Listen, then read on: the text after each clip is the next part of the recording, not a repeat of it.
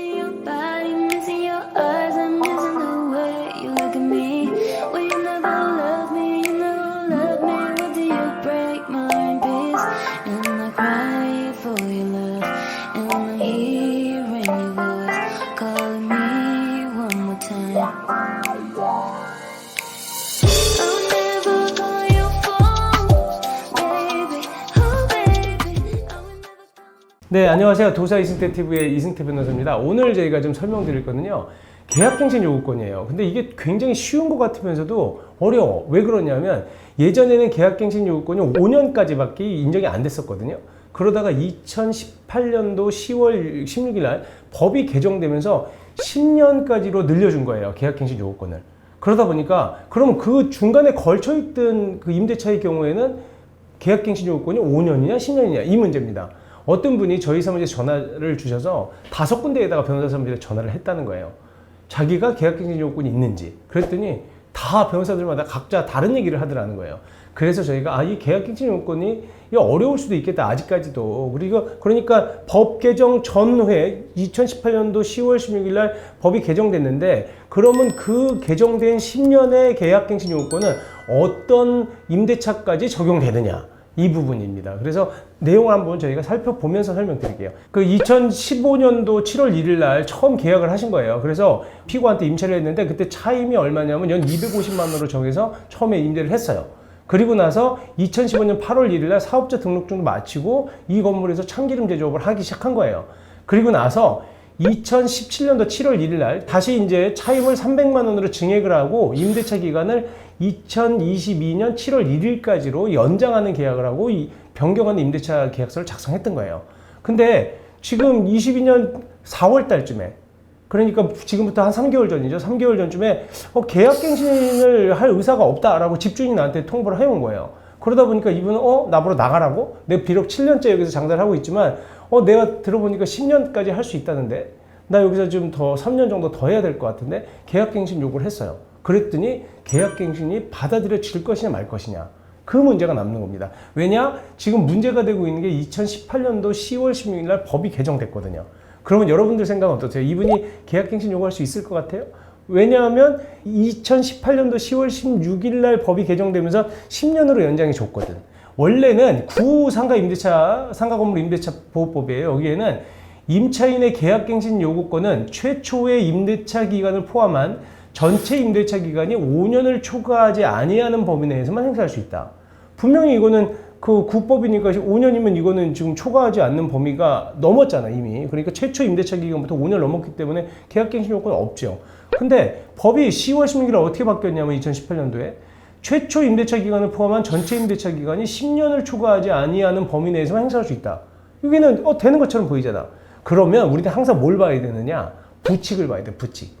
이 본문이 있고 뒤에 부칙이라고 있어서 그 뒤에 이 법은 언제부터 시행된다 이렇게 적어 놓는 겁니다. 근데 그 부칙을 보면 상가건물 임대차 보호법 부칙 2조에는 뭐라고 되어 있냐면 10조 2항의 개정 규정은 지금 제가 얘기한 갱신 요구권 개정 규정은 이 법 시행 후 최초로 갱신되거나 체결되거나 갱신되는 임대차부터 적용한다 이렇게 돼 있어. 체결되는 건 좋아. 체결되는 건 10월 16일 이후에 체결되는 거는 싹 다 10년이야. 그러면 갱신되는 임대차는 뭐냐는 거예요. 갱신되는 임대차에 대해서는 어떻게 되느냐, 요거에 대한 해석 문제가 남는 겁니다. 이분을 다시 날짜를 아까 제가 다시 돌아가서 보면 이분은 22년 7월 1일 날 끝나잖아요. 그러면 지금 이분이 15년도부터 계속 7년째 해오고 있었다가 중간에 한번 2017년도에 차입을 변경하긴 했었지만 어쨌든 2018년도 10월 16일을 기준으로 쭉 오던 임대차인데 과연 22년 7월 1일 날 끝나는 임대차도 갱신되는 임대차로 볼 수 있겠느냐? 어떠세요? 어렵죠. 그러니까 변호사들이 자꾸 혼돈해서 얘기를 한 거예요. 근데 이거는 진짜 쉽게 얘기하면 안 됩니다. 왜냐하면 갱신되는 임대차라고 하는 거는 기존 임대차 계약서에서 갱신 사유가 있어서 그 사유로 인해서 다시 갱신되는 새롭게 계약 체결한 것과 비슷하게 볼 수 있는 갱신되는 임대차에 대해서만 적용된다는 거예요. 그래서 대법원 판례가 있어요. 뭐라고 얘기가 나왔냐면 개정상가 임대차법이 시행되는 2018년도 10월 16일 이후 처음으로 체결된 임대차 또는 2018년도 10월 16일 이전에 체결됐지만 2018년도 10월 16일 이후 그 이전에 인정되던 계약갱신 사유에 따라서, 그러니까 2018년도 10월 16일 이전에 인정되던 계약갱신 사유에 따라서 갱신되는 임대차를 가리킨다고 보아야 한다.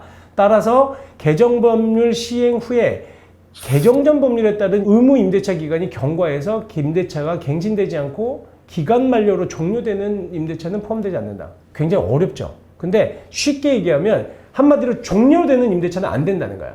기존 사유로 인해서 갱신되는 임대차는 되지만 여기는 지금 2022년 7월 1일 날 종료되는 임대차라는 거예요.